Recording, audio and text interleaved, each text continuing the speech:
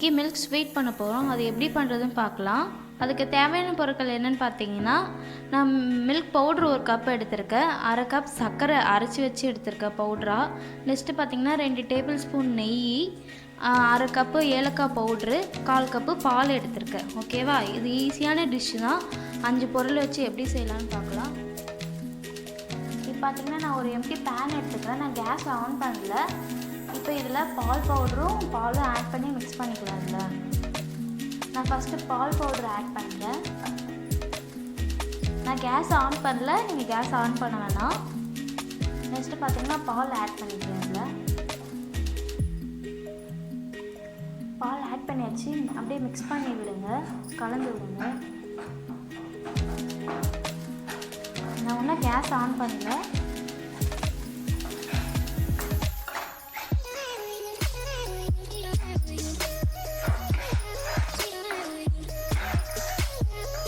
Mix பண்ணி விடுங்க. இப்போ நம்ம கேஸ் ஆன் பண்ணிக்கலாம். கிண்டி விட்டுட்டே இருங்க. நீங்கள் நல்லா மிக்ஸ் பண்ணி விடுங்க. இந்த ஒட்டி இருக்கிறதுலாம் சைட்லலாம் எடுத்து விடுங்க. நல்லா அப்படியே விடாமல் கலரிட்டே இருங்க. நீங்கள் இதை பாருங்க, கெட்டியாவது.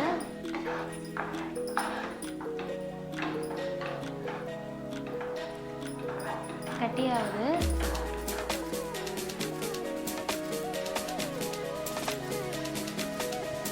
நம்ம இந்த டைமில் நெய் ஆட் பண்ணிக்கலாம்.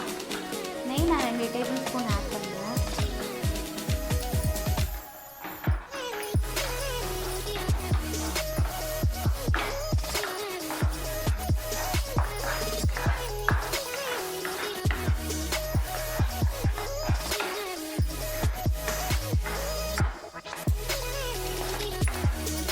பாருங்க, நெய் போட்டோன்னே எல்லாம் ஒட்டினதெல்லாம் வந்துடுச்சு.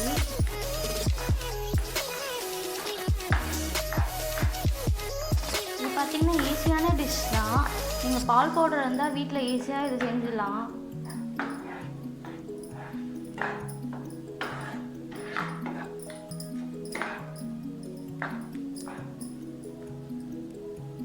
இப்போ பார்த்திங்கன்னா நான் ஏலக்காய் 1/4 டீஸ்பூன் ஆட் பண்ணுறேன். போட்டு நல்லா மிக்ஸ் பண்ணி விடுங்க.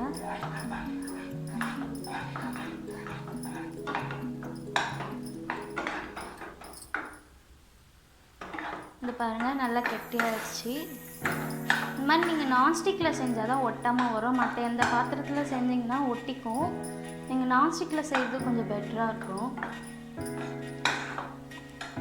இது பாருங்கள், ஒட்டவே இல்லை. நெய் போட்டோன்னே நல்லா எல்லாமே அப்படியே ஒன்றா வந்துடுச்சு.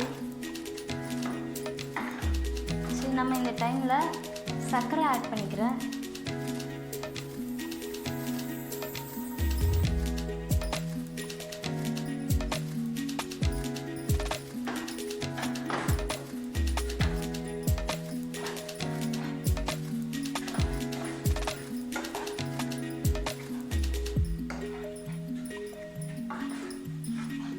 சர்க்கரை போட்டு நல்லா மிக்ஸ் பண்ணிக்கலாம். இது போட்டோன்னே கொஞ்சம் தண்ணியாக ஆகும்.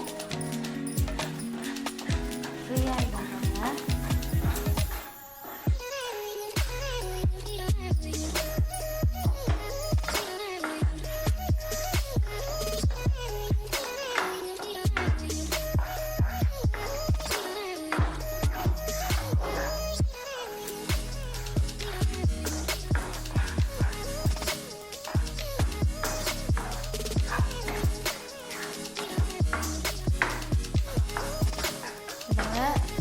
பாருங்கள், சர்க்கரை பவுடர் போட்டோன்னே ஆனால் நல்லா மிக்ஸ் பண்ணிவிடுங்க.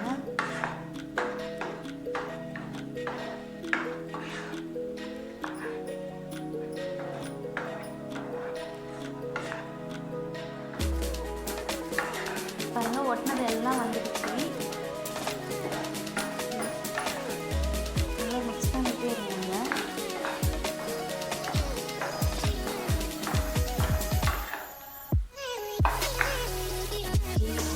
Ready.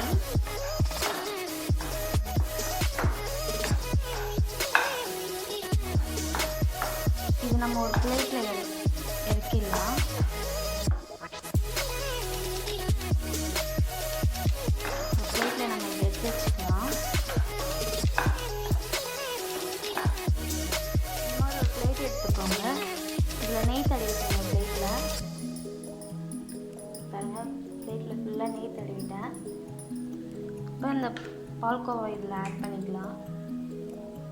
லைட் லேயர்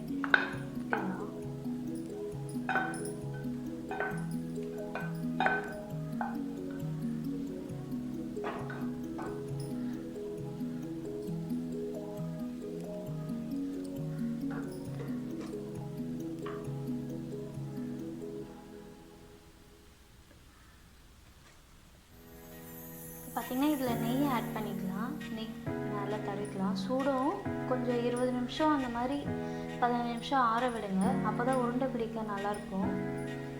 கொஞ்ச நேரம் ஆறட்டும். சுடுது. மில்க் பேடா ரெடி. நான் எப்படி உருண்டை பண்ணி வச்சுருக்கேன் பாருங்கள். உங்களுக்கு எப்படி விருப்பம் இருக்கோ அந்த மாதிரி நீங்களும் உருண்டை பண்ணி வச்சுக்கலாம். இது பாருங்கள், உங்கள் வீட்டில் எப்படி இது மாதிரி ட்ரை பண்ணிவிட்டு எப்படி இருக்குன்னு கமெண்ட் பண்ணுங்கள். நெக்ஸ்ட்டு பார்த்தீங்கன்னா இது ஈஸியான டிஷ் தான். கொஞ்சம் ஒரு 10 நிமிஷம் 15 நிமிஷம் தான் ஆகுது செய்ய. இது கெஸ்ட்லாம் வந்தால் நீங்கள் சீக்கிரமாக பண்ணி கொடுக்கலாம். இந்த மாதிரி பால் பவுடர்லாம் இருக்குதுன்னா